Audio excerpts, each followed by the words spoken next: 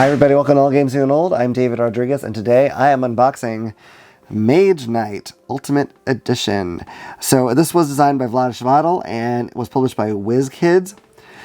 Now, I actually have I have some familiarity in a way with Mage Knight as a world, because back before there was HeroClix, there was Mage Knight, which was a fantasy-based miniatures battle game where you had the weird clicking bases like you have in HeroClix.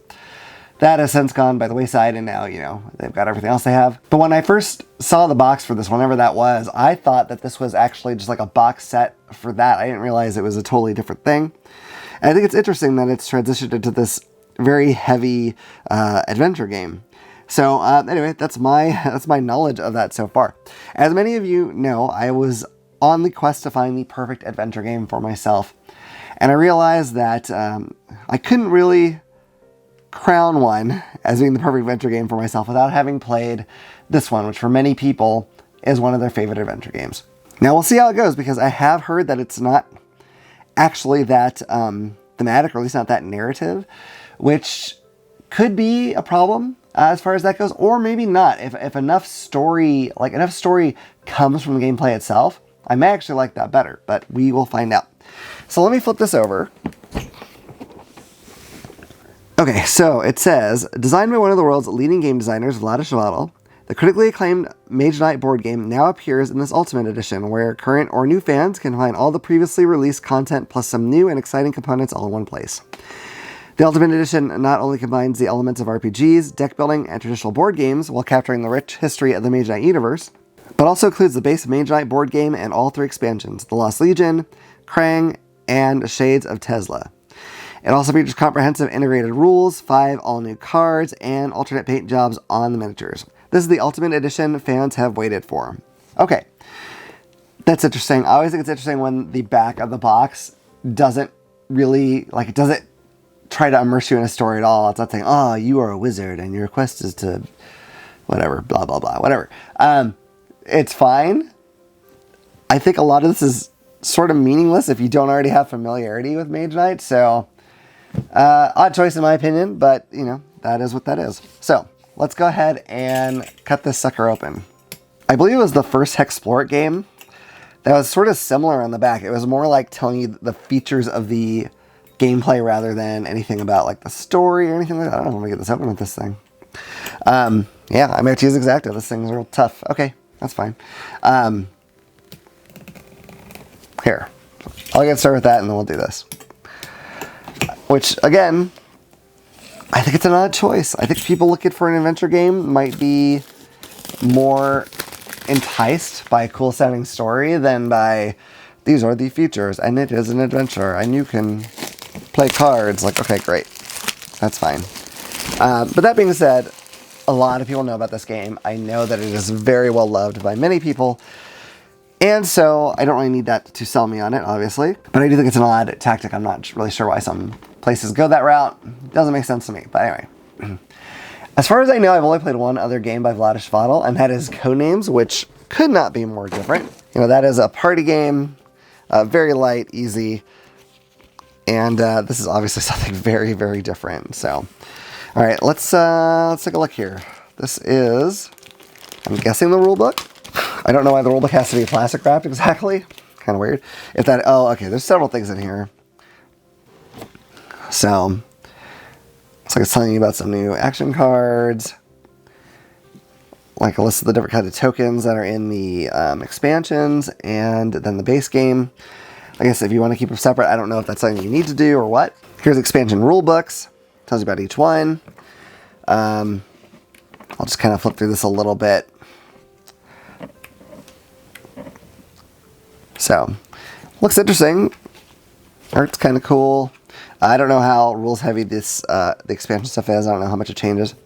Here is the game walkthrough, which is interesting.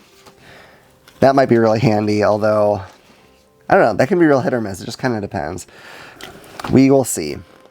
But it's kind of nice that they have it as an option. I can at least try it out that way. All right, here's the rule book, which I'm curious because I have heard this is a very heavy game. So the back page is the 24th page, It looks like this is just maybe like a reference for types of abilities things have. Got a summary page back here. So really, the rules are 22 pages, I would say, which actually doesn't sound that bad, but let's take a look at how densely worded these pages are, because that makes a big difference. So yeah, there's a lot. I mean, you're talking like 3 columns, pretty small print. So this is going to be pretty hefty. Now, I've heard this game has a really great solo mode and that you can play it competitively and cooperatively. I don't know how the competitive and cooperative games fare. Like I said, I mainly heard about the solo mode, actually. So, you know, we'll see how that is. And I don't know between the 2 multiplayer modes if the competitive or cooperative game is thought of as better. I do tend to think, I like adventure games better when they are cooperative, I think. I would rather go on an adventure with people at the table than be trying to, like, be the first one to do the, you know, whatever the quest is. That seems kind of weird. Like, why wouldn't these people just work together? It doesn't make sense to me. But, well, speaking of that, though, I did watch a video of this game, and it sounds really odd. What it sounds like you're doing, it's not what I would have expected, because it sounds like you're actually going around destroying cities, which I don't know if you're like a bad guy in this game, or if the cities are full of bad people, or what. But that seems really odd. And I know those are your toughest fights, going against a city, and you can like go it alone as like a really powerful mage, or you can raise armies. It sounds really fascinating, just not what I would have expected, really. So, all right, so we've got some kind of tracker here. I'm not sure exactly what that is. Has this part here, and then I don't know what's going on. We got the thumbs up thing, and it goes up to the thumbs down. So that looks interesting. All right, and we're gonna have a lot of punch boards here. So we have the tiles that make up the map, and then here, let me flip these around because it looks like they're different side up than the way I'm holding them. Okay, and it looks like we have a whole lot of like monster tokens. So, and then these guys, not really sure what those are. Maybe some kind of bonuses? I don't know, I'm just kind of guessing. So, the tiles look nice though, you know, pretty, lots of cool little features on there. Let's take a look at here. So more of the same, you have various kinds of creatures, of course more tiles. I really like the little details on the map, little settlements and whatnot that are on here. That's really cool. More monsters. These are probably going to be kind of like that. All right, yep. I like these kind of towers that are strewn about here. Those are really neat, but just give you an idea what some of this stuff looks like here. Okay.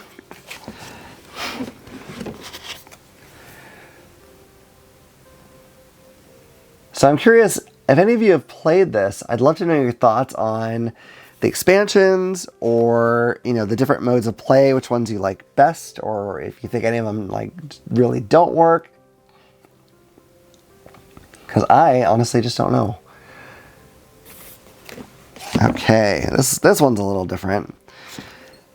Has all sorts of shields with various symbols on here. I don't know if those are, I'm guessing they mark something, but I don't know what. There's some sort of a dial here, looks like. Kind of curious about that. Again, over here, another dial. Yeah, I don't know what this all means. There's a lot of iconography going on, which hopefully will not be too hard to get a handle on. We have some kind of a board here, which the video, I watched like a really fast video, and it showed this, but didn't really explain what it was, so I'm not certain. There's some sort of a big icon here with some big knight guy on there. Looks interesting. All right, now we're getting to the minis, and what's neat, and I didn't even know this when I bought it, but they are pre-painted, which is cool. Okay. Oh, wow. Okay. So there are these castles. There's like 4 of those, and this here, I'm going to zoom in more if I can. Yeah. All right. So these have the kind of like the old school, the old Mage Knight game bases where, you know, I don't know how easy these are to turn, but you kind of, I'll try to get this at a good shot. Move that dial, and it'll show you different things depending on what's going on. I think it might be based on damage they took, although I don't know if that's the case in this game. But that's really neat. That's kind of how the system was. I remember the old Hero Clicks game, or I'm sorry, the old Mage Knight game. It was really cool. The problem is that it was all in booster packs, so you never knew what you were going to get. And even if you got a cool model, there's always a chance that dial wasn't going to work well. Like, you'd have to really struggle and hope and pray you didn't break the model because it was just kind of rough, like, oh, this is cool. Okay, so let's get this to focus. This guy's really neat. I don't know what you could tell, but his sword is actually clear. It's got a little color to it, but it's clear. That's really neat. And he's got the I'm gonna call it a click space right now because that's kind of what it's become. Now this guy doesn't have that. I don't know. This is the player, and maybe that other thing is like a boss. So, I mean, it's not like the most detailed paint job, but it's gonna look nicer than having just gray stuff on your table for sure. This guy's really neat looking.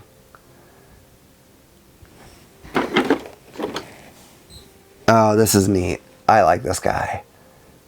Looks like maybe an orc shaman or something.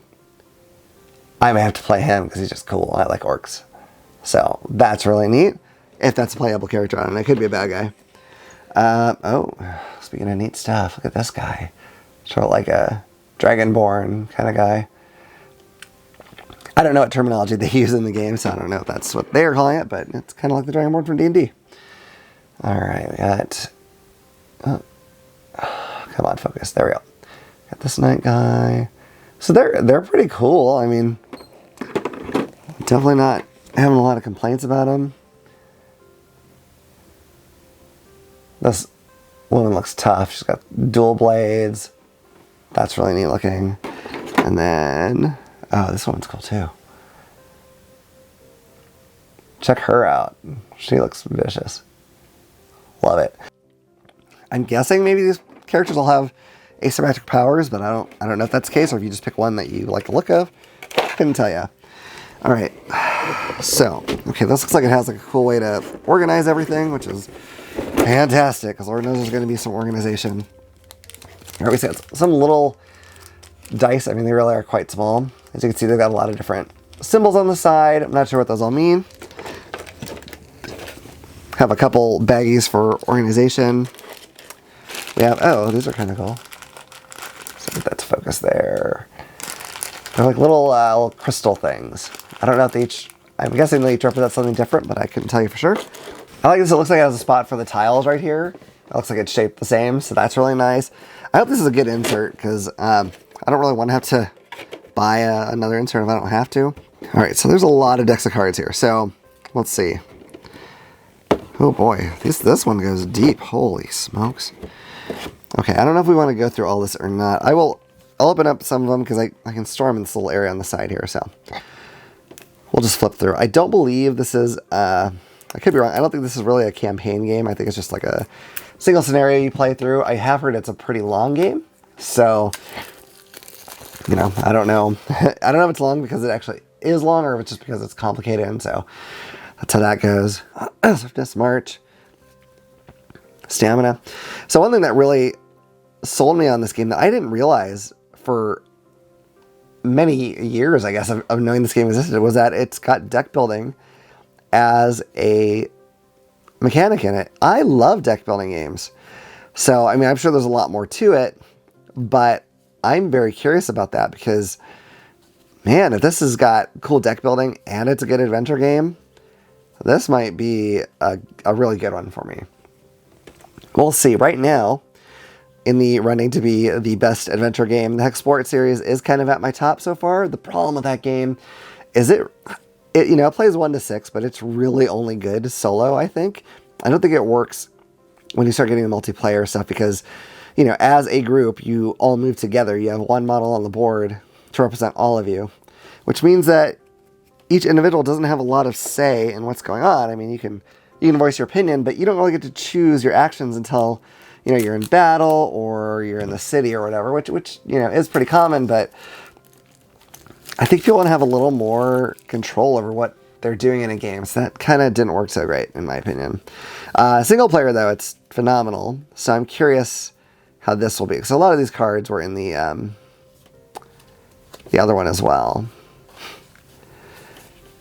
The art is interesting. Like, I like it all right. It's not the most fantastic I've seen, to be honest with you, but it's pretty cool. It's got its own unique style. It's just not, I don't know, it's not quite as detailed maybe as some other game art that I tend to like more, but I'm not really upset about it either.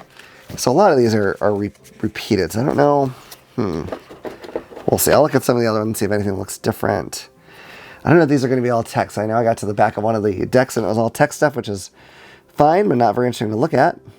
Let me try to get in here and I'll see. As I record this anyway, I have a vacation coming up that's a week long. And I want to try to get at least one or two of our bigger games played. You know, I don't know if this will be one or not, but maybe it would be a good option for that. So these look like a lot of items. The item cards are actually really cool. I like these. Mysterious box. Ooh. All right, now we're getting stuff we've seen again. All right, so, these have a different backing over here, so I don't know what that is, but we're gonna find out. Okay, so these have just like maybe blood drop on. I'm not sure if it's blood, but probably. I wonder, and I don't know, I wonder if these count as like wounds. Like maybe you put them in your deck and so they, you know, are a draw that doesn't really help you all that much. Because a lot of deck building games have something like that where, you know, your wounds are in your deck and they don't necessarily cause you a massive problem other than they're taking up space in each hand, perhaps, that will limit what you're able to do. So I don't know if that's how this one runs, but maybe.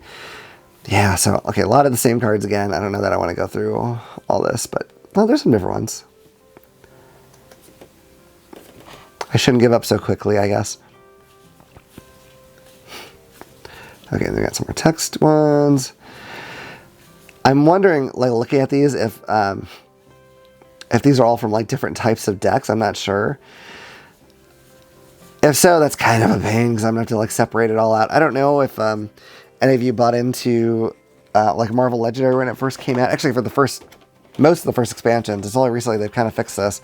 You'd open them up, and then nothing would be really together. Like, you'd have a few cards of one character here, and then a few cards of the same character somewhere else, and it would just be like, you'd have to take out all the cards and make piles and get them all in order that way, because they just didn't have it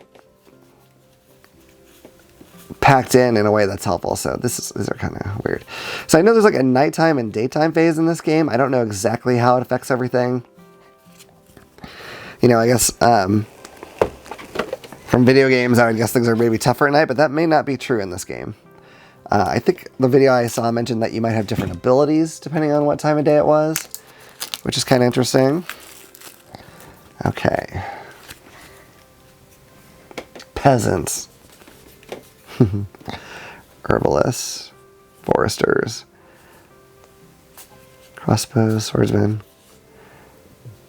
So I wonder what these are. These might be, because I know it says you can build your army, and these all seem like things that you might put in your army, you know? Shock troops. I don't know that, but I wonder if these are your player characters, maybe? Yeah, because that looks like that one gal. Of course, I don't know if those are player characters or if those are just like bosses or something, but could be. All right, one more deck to look through, I think, and then I'll make sure there's nothing underneath the insert, but if not, that's it. Okay. I hope I'm not making a mistake. We have all these cards. I'm not making it hard for me to sort later. I don't imagine. I'm sure there's a way I can do it. Delphina Master. See, that's cool. Okay, yeah. All right. Let me look under the insert, make sure there's nothing there. And there is not. So, wow. A lot of interesting stuff packed in that box. This big, massive, I don't know if you can tell how big this is, but it's huge. It's not going to fit in a calyx at all. I'm going to zoom it back out. Okay. All right, so that is it. That is my unboxing of Mage Knight Ultimate Edition. I hope you've enjoyed this video. If you have, please hit like and subscribe and click the little bell icon so you can know about the next time I put out a video. Otherwise, look forward to see you all around the table again at All Games New and Old. Bye. Hi everyone, we now have a merch store, so please help support our channel and check it out. Yeah, these games are very expensive, as you know. We also look to upgrade our equipment one day so we can get better quality video too. And sadly, that all just takes a bunch of money. But this is a great way you can help us. We have all kinds of t-shirts in different colors with both the classic All Games New and Old logo and the AGNO for Everyone logo. We also have sweatshirts like the zip-up hoodie or the classic hoodie. And we have all kinds of items you can have around the house, like the water bottle or coffee tumbler. We also have pint glasses and mugs and a few other things. Yeah, so go on there. There's a lot of different colors for a lot of this stuff. So go check it out. You know, see if anything appeals to you. Hopefully it does, and hopefully you'll help us out. We'd really, really appreciate it. Thank you. Bye.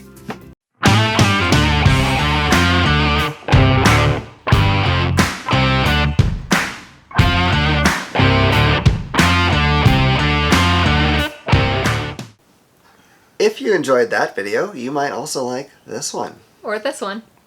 If you like any of our videos, what you should do is click this little button to subscribe so you'll know about the next time we put out a video. We'll see you around the table. Bye. Bye.